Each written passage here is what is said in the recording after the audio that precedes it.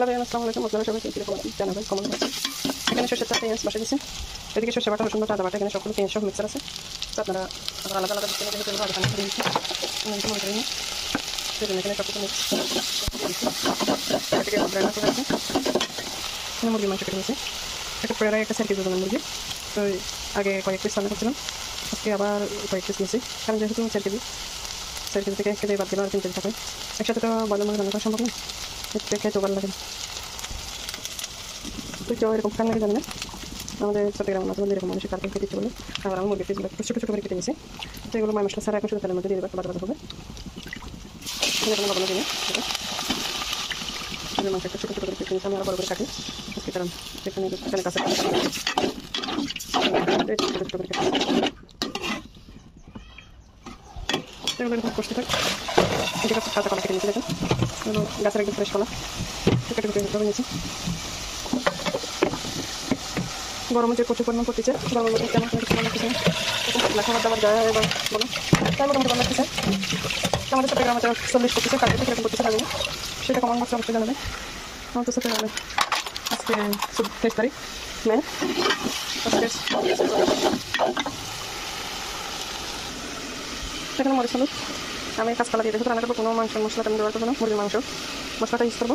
আর বাটা মশলাগুলো দিয়েছিলাম আপনারা দেখছেন, এটা রাঁধুনি রেডিমেড এই মুরগির মাংস মশলাটা ভালো। আমার দেশে আমাদের আপনারা শর্টকাটের মধ্যে রান্না করতে পারেন।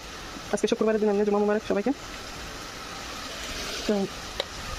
তো লবণ দিয়ে দিচ্ছি, হলুদের গুঁড়ো, মরিচের গুঁড়ো,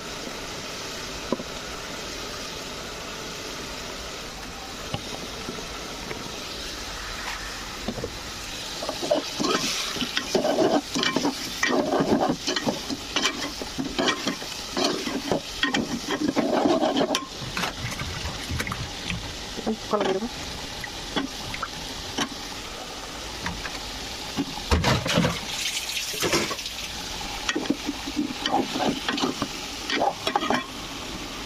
রাঁধুনি দেবো আমি করতেছি, আমার তো হয়ে গেছে, এখানে 1 টেবিল চামচ দেবো আমি বরাবর করতেছি।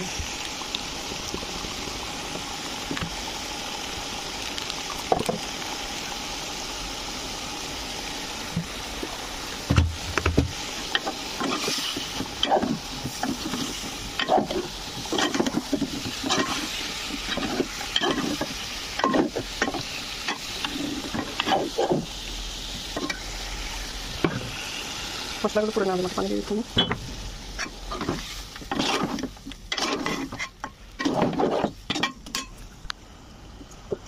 খাতে ভিডিও করতেছি তো একটু এদিক সেদিক নাড়াচাড়া করতেছি।